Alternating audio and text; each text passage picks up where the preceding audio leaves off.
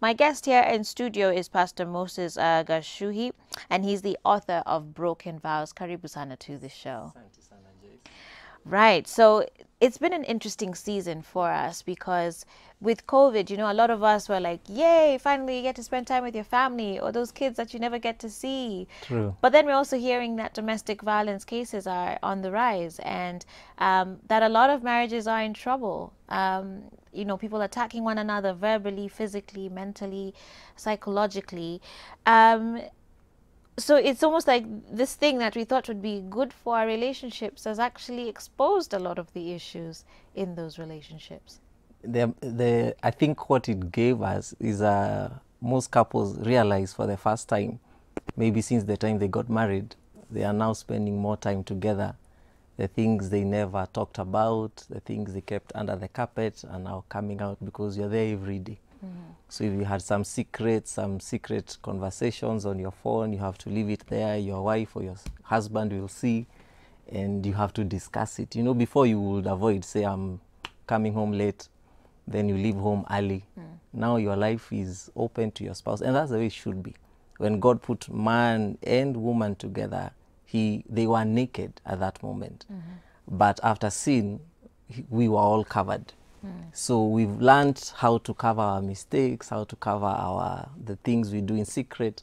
But now being at home, there's a lot happening. And then you're spending a lot of time. And you know, like for us men, we are not very conversational. So now you're here with your wife and she wants to talk the whole day. You have to look for conversations. Then the money issues will come up.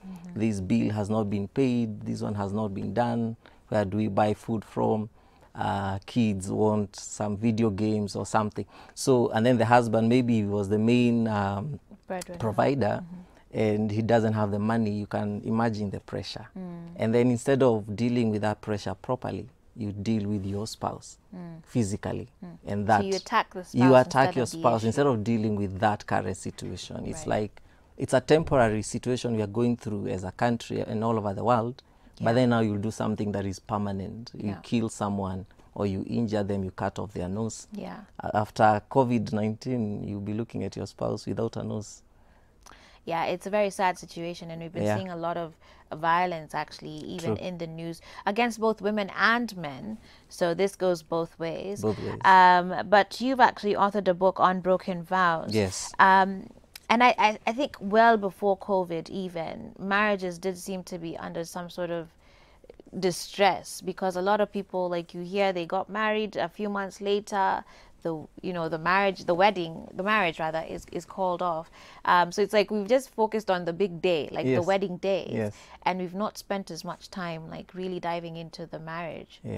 And one of the things I've realized is I was writing this book and checking through lives. Most of us, if we will be honest, we got married because maybe we thought it's the right time or out of pressure or there was a child and we decided to get married. There was no preparation.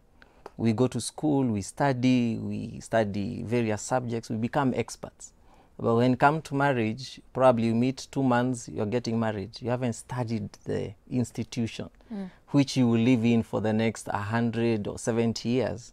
But you only spend 2 months to try and know this person, and you have never read a book on marriage. And we think, someone told me, I don't need to study about marriage. It's automatic. I mean, we just live in the same house and things flow. And that's why we made a mistake, the preparation. For a strong building to stand, we dig a deep foundation because we want it to go high. So if we are going to live together with my wife for 70 years, I need to do some bit of investment in preparing for it. Last year alone, 2019, you had over 2,800 homicides. And when they look at the reasons, most of them say most of the couples were not prepared. But now they have to live together. And the violence there are many things into it. Some of us came from families that were violent. Most people never saw their parents deal with issues amicably. So they don't know how to talk. The only way maybe a woman knows how to talk is to throw a cup at the husband, and maybe she thinks I've expressed myself today and he got what I wanted to say. But that's not the way it should be. And so I think the reason we wrote Broken Vows is because we checked from the beginning.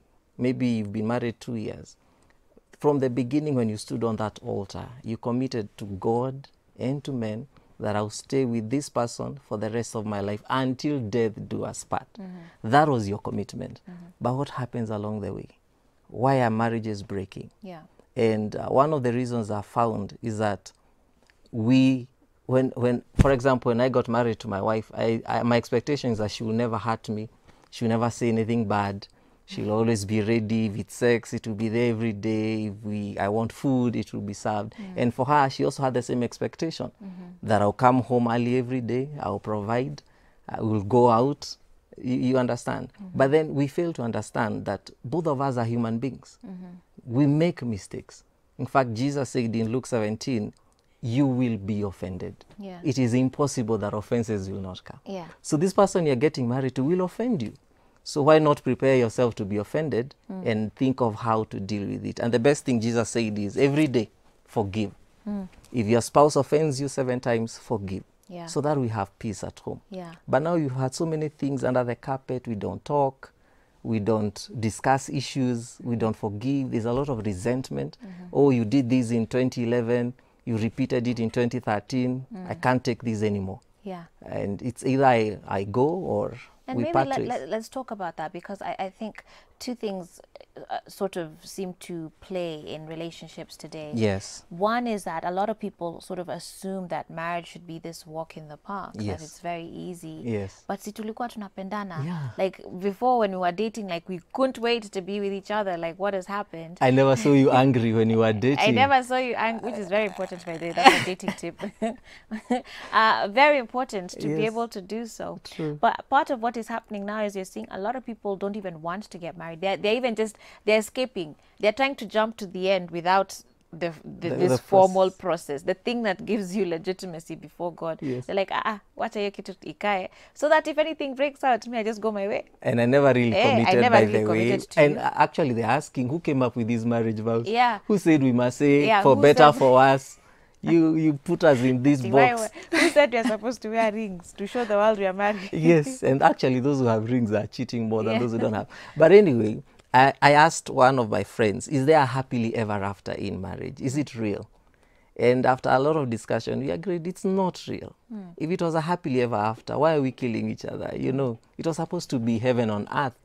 But even when you read the Bible, we have several marriages that were not happily ever after. Yeah. I look at Jose and his wife. They will do well 2-3 days. The wife goes back to the streets. Yeah. God says, go get her back. Yeah. Are you sure they were laughing every day in the house, knowing tomorrow you're going to leave again, go do your business? Yeah. It is, I think it's a fallacy to think that you'll be happy every day. And then you get married thinking my spouse owes me that opportunity to be happy.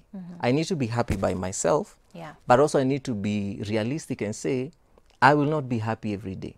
There will be sicknesses. There will be loss of jobs. There will be arguments. There will be a lot of controversy. You don't know this person. You've been alone for, let's say you get married at 30. You've lived alone for 30 years. Then someone new comes into your life, you have to sleep in the same bed. See them Telling every you where to day. put your socks. You don't even know them. And they're trying to tell you how you should be. You don't know me. Who are you to tell me whom I should be? Yeah. So we have very little time to know each other. But then now we have an opportunity to grow together. So this happily ever after, we need to evaluate it. It's not real. If most of us couples would be real, we would say, honestly, we do argue. Some couples don't even sleep in the same bed. They're not divorcing, but honestly, tonight I don't feel like sleeping with you in the same bed. Yeah. I need to cool off. But honestly, when we go out, we hold hands, we smile, we give them a little kiss on the cheek, and people think, wow, that's the power couple. Yeah. Then you wake up to the news and you're like, what just happened? What happened to Yeah, these so guys? that happily ever after, we need to evaluate it and be honest with ourselves. There will be issues. There will be in-laws. Yeah. Will come in. Yeah. There will be lack of children. Yeah. It's not easy. Abraham and Sarah had to wait 25 years. It's not easy. I always say marriage, it takes work, A lot. but it works. It works. It really does. It does. And I think when you've committed yourself to the end goal, Yes. right? Building one another, and also remembering that love is a choice, because sometimes you won't always feel like you're in love with the person, but you still love them, you still care love for them, and you're concerned for them. Love is a choice, it's not a feeling. And I think people who walk around with this love as a feeling idea are the ones that are the first ones to exit out the door as soon as there's any sort of hint or trouble.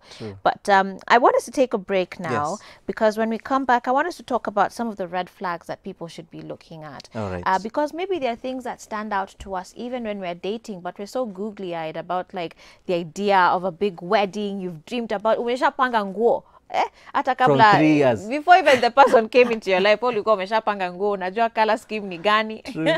And so sometimes you can literally idolize your wedding day, and you become so obsessed with it that you forget to open your eyes to possible realities that you will have to deal with. Very true. So I want us to talk about that when we get back from the break. And also just other pointers really from his book as far as relationships today, and more so how to start fixing those issues, so that this is not a doom and gloom segment, okay? There is hope in all of this. Yeah. So we're going to take a break. Do SMS in your questions to 22999. You can also reach me on Facebook at Switch TV Kenya, and we'll be back shortly.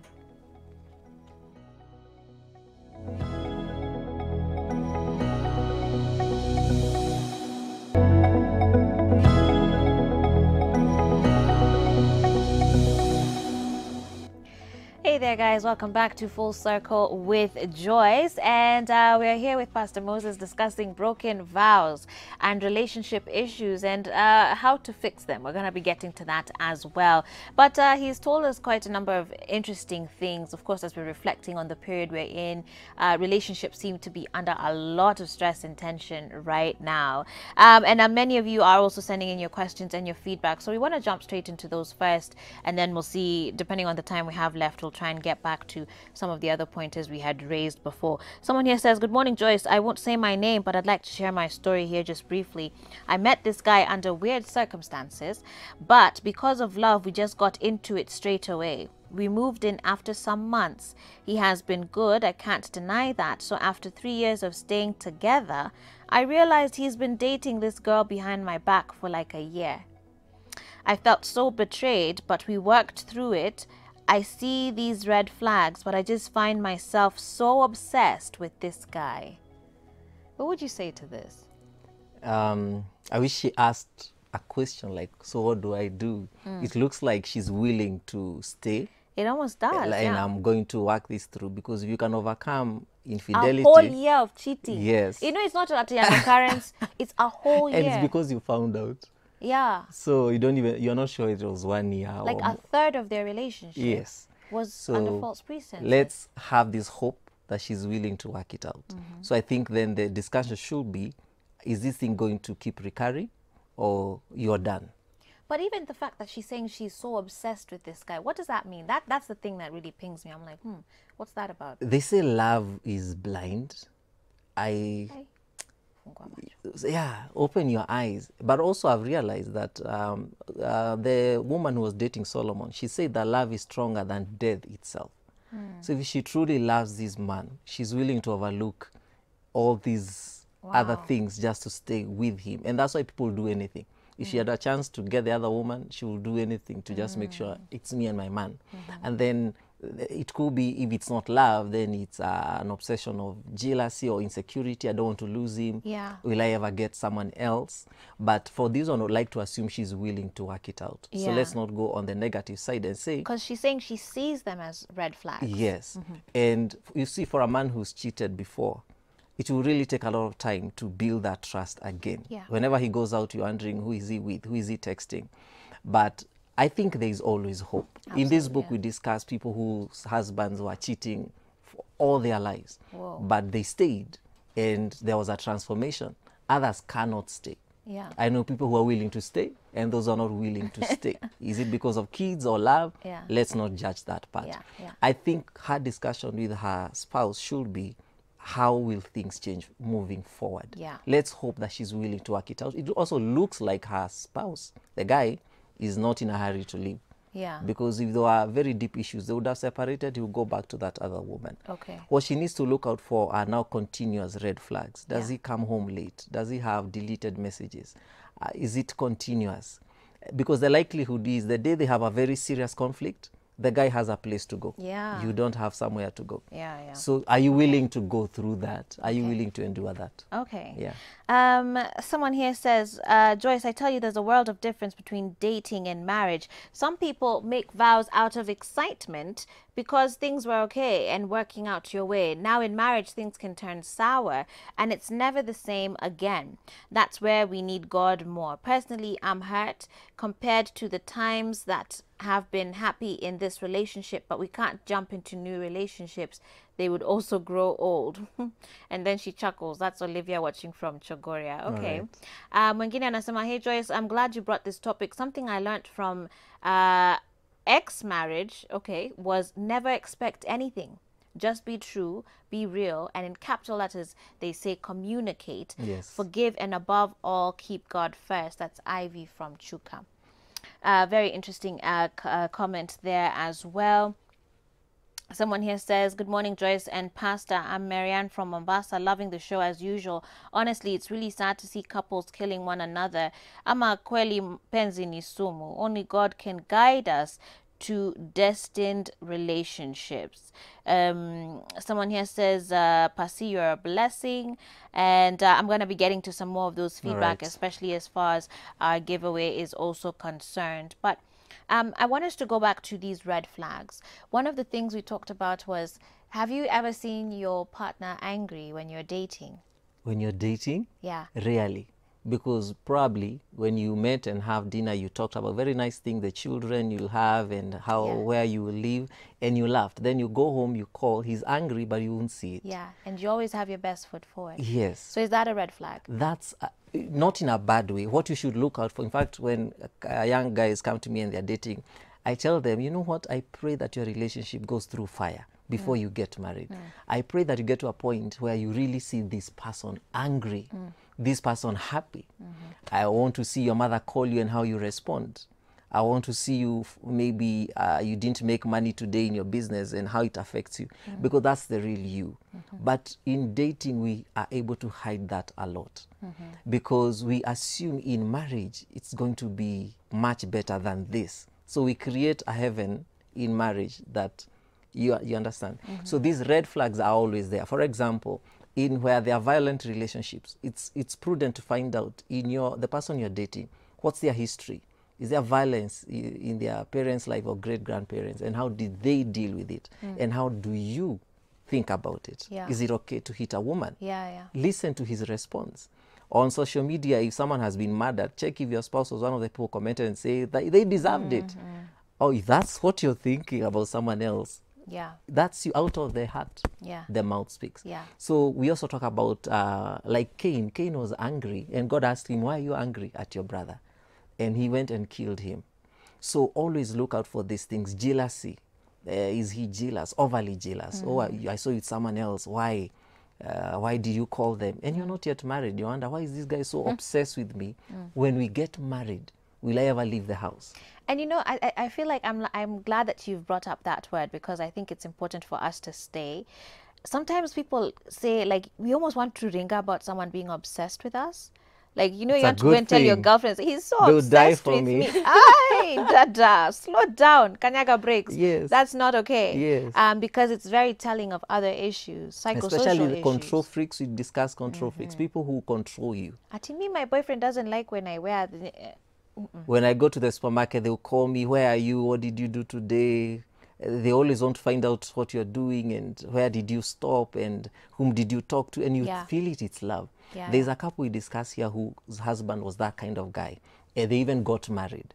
He was always home on time, does all the shopping. The wife was in heaven. Then one day she wakes up with a pang on her head and she wonders what changed. Whoa. But this guy was always very controlling, but in a loving way. She never saw it coming.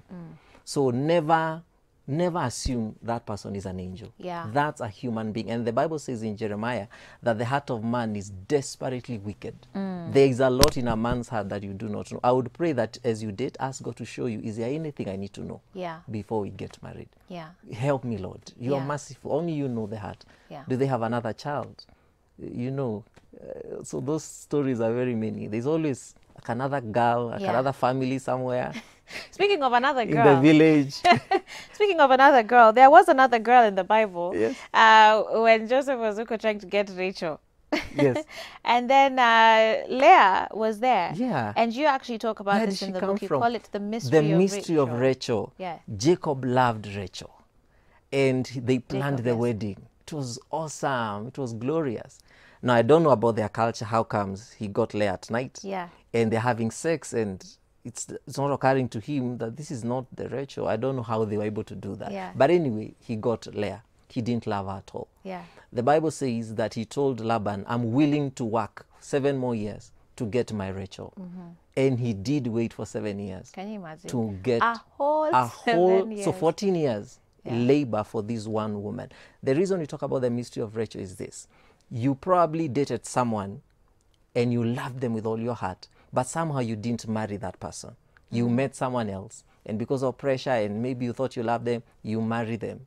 Then in marriage, when there are issues and there's conflict, you start thinking about the one you really loved and how are they doing. And you're tempted to call them. Wah. How are you doing? Oh, I'm okay, but I'm lonely. Because they are your best friends, you go see them. So we discuss how men and women, in their pursuit for their first love, whom they never really got to marry, they now keep cheating with different people, just looking for Rachel. Can I find Rachel in this woman? Can I find Rachel in this man? I'm never satisfied with my spouse. I'm never feeling fully satisfied. And we say, you need to evaluate that. The problem is not your spouse.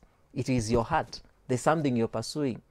So how does that work though? Because you need to take me back, because we are here saying that love is still a choice and you've made that vow to this person. So to be seeking this satisfaction from somewhere else, is it that it's something in your life sort of entertaining that appetite for this It's person? an or what appetite, is it's it? a lustful appetite. So for example, if it's sex you're going for, the sex you have with your wife is not different with someone else, but it always seems like I need to go out. The number of spouses who go out every weekend with someone who is not their wife, you can't even count them. And the Bible says all these things, they defile the land. James said that we are drawn away because of our own evil desires. We have a desire, and when it's fully grown, we'll go for it. So you're at home with your legitimate wife, but every weekend you're forming Your very heart is many somewhere new else. wives. There's this woman who came to Jesus, and he told him, you know what? You have 5 husbands. Yeah. Husbands. So every man you've been with has become your husband through this union. And even the one you're pursuing is not your husband, it's someone else's. And Jesus told her, the problem is not those husbands. You are looking for something that only God can give you. And I came to give you that living water. And when she accepted Jesus and had peace, we believe she got settled Yeah. and overcame her lust. Yeah. So we say there are many men pursuing their first love, hoping they will ever find them, and they never find them. We say when you board a plane, you're going to the US or to Australia, you don't reach up there and you're like, pilot, I think I made a mistake. I wanted Virgin Atlantic. Yeah. You made a decision, wait until you get to your destination. There's no, you're Yeah. not turning back for you, man. So focus on what you chose, love whom you chose, and Yeah. God will honor that, because he honors those who honor their vows. He says in Ecclesiastes chapter 5 that it is better you don't vow than vow and don't keep it. Yeah. Why should I destroy the work of your hands because you did not keep your vow, which you made before me, God, Yeah. and in the presence of others? And all the more important as to why we need to stop this rush about getting married. Take your time. Take your time, understand what it is you want, who you want to be with, and like commit, so that you don't end up laboring for 14 years. And out of your 14, you've only had really 7 with the person you wanted. Because there does seem to be this sort of escalation into just trying to get what I want and have it immediately. And we're not actually willing to pay the price, the full Yes. price for it. Yes. But as we get ready to wrap up here in a few moments, I also right. want us to share hope too for those who are in broken relationships or broken, they're experiencing these broken vows maybe right now. This corona yani has just messed things up. They had really prayed that 2020 would be the year, but given where we are in the world now, it's been a little difficult. What is the hope then for those who are struggling? Where do they begin? There was a man in the Bible called Ezekiel, and God took him in a valley of very dry bones. And God asked him, can these bones live? And he said, Lord, I'm not even sure. things are bad. So if someone is looking at their marriage, they would honestly say, I'm not sure we'll go beyond this year. With this kind of man, this kind of woman, I can't take it anymore. So it's time to part. But God told him, no, before you say there's no hope, I want you to first speak hope. I want you to confess the right thing, that things will change. Because there is power in what we say. The reason we end up divorcing is you keep saying, I'm going to leave you, I'll go away, I'll go back to my parents. But there is power when you begin to say, Lord, you gave me this marriage, you gave me this man, I am praying for a change. Yeah. But also, we cannot escape. There is one of the comment of the SMS, she said, communication in capital letters. We really do need to talk and be honest with one another. Why aren't things working out? Why do you hate me? What did I ever do? Can we reconcile? Yeah. Can you forgive me? Yeah. You know, there's a reason Jesus said, forgive. Because he knew if we keep this thing for long, it is going to crumble down. A house divided will crumble down. Let's discuss it. And we are two mature human beings, we can discuss things and sort them out. If we can't sort them out, can we go to someone else? Yeah. You know, we are in a generation that is afraid to talk to mentors. They say they should be the ones to talk to us. And so your mentor will never come pursue you. You go look for help. Yeah. I am persuaded if most of these couples had someone to talk to, we would have saved very many marriages. That's why I believe having a book is good. Yeah. You may not reach me, but you can read it. Okay. And hope that something will change. All right. Yes. And lots of people are actually asking about where they'll find the book. I'm going to ask you to share those details in a bit. But also, I have a lot of SMSs. Fine. I need to figure out how I'm going to squeeze them in the few minutes Just we try. have left. So let's just try. Just try. Pastor Moses is a blessing, and the book is very timely. In capital, we need to read the book. That's Peter Ojambo from Jam. All right. Someone here says, I am Firebrand Faith, loving the talk. God bless you. Mwingine here says, Joyce, the reasons leading to breakups: cheating, no one putting effort, fell out of love, loss of trust, and unproductive. How do I know if my relationship is in, I guess, the right trap? Or is in a trap, maybe? Should being unproductive satisfy breakup in a relationship? Okay, I don't 100% I think she's understand asking, if we are not making progress, should it be a sign that... Okay, Yeah. let's answer that then. How do you evaluate progress? In this book, we discuss purpose. There's a reason the two of you came together. Yeah. And one of the reasons is not being happy. God actually says, I was looking for a godly seed. I needed Joseph and Mary because there was a Jesus. I needed Hosea and Gomer, the prostitute, because I needed the kids to send a message. Yeah. So first of all, find out purpose. Yeah. Why does our marriage exist? And I love that you brought us. The purpose for you to get married is not just to show you that you have a ring. Like, there's something that God wants to do with you two as a couple. Yeah, like, see all the single ladies, you just go dancing around. No, that's not the purpose of marriage.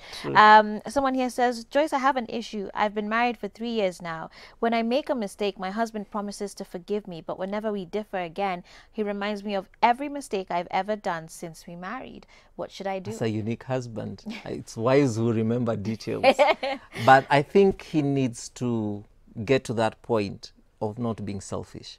Because we show mercy that we may receive mercy. If I keep reminding you what you did yesterday, we are not moving forward. When you're in a race, you run forward. If you keep looking back, it doesn't work. So for me, I would like to see how we can reach out to the husband and let him know that you yourself, you need mercy. Yeah. You will make very serious mistakes and you'll need your wife to forgive you. Yeah. Yes. Jane Neuro Sims from Cambu is asking, loving the conversation with the pastor, but when you fall out of love with your partner, how do you handle it? Fall out of love? Yeah. Now, I don't know whether she's married or not, but I want to assume she's not married. Yeah. So if she fell out of love and they were dating, that's done. If you are never going to work it out, that's fine. But now if you are married and you fall out of love, you said, Joyce, when you started, that love is not a feeling. It's a decision. Same way you chose to wake up today, you choose to love this person. Ignore your feelings. Feelings won't help you. Yeah. It is your decision to stay. Absolutely. Nehemiah told husbands, fight for your marriage. So it's a decision. Yeah. You choose to fight or not. Yeah, absolutely. Yes. The show is Wow. I'm doing the listening. That's Binton from Naivasha. Asante sana. Mwingine anasema, Joyce, I've been with my husband for 5 years now. Our first 3 years we were very happy, but for the last 2 years he's been cheating. We talk about it, he changes for a few months, then the story repeats itself. I was afraid of losing him and starting all over again, but now I feel my love for him is kind of dead. Please help me on what I should do. We have a 1.5-year-old son. You see, women, I feel for women. They are willing to stay. Yeah. 90% of marriages, despite all this, they are willing to stay. But he's cheating. So the decision is, will I stay or go? If you go to scripture, Jesus did say, because you are unwilling to forgive, I give you permission. Moses gave you permission. You can divorce. But if we can salvage it, if we can reach out to the husband, if you can be able to read this book first before we call it quits, and just think through his life. Because one thing we also say in this book, all of us will stand before God and give an account for how we lived in our marriages. Yeah. So I wish there's a way, the wife is okay. I wish there's a way we'll reach out to the husband, because you can tell her to stay and the guy is not changing. So she stays in an abusive relationship emotionally, and we don't know for how long. Okay. Yes.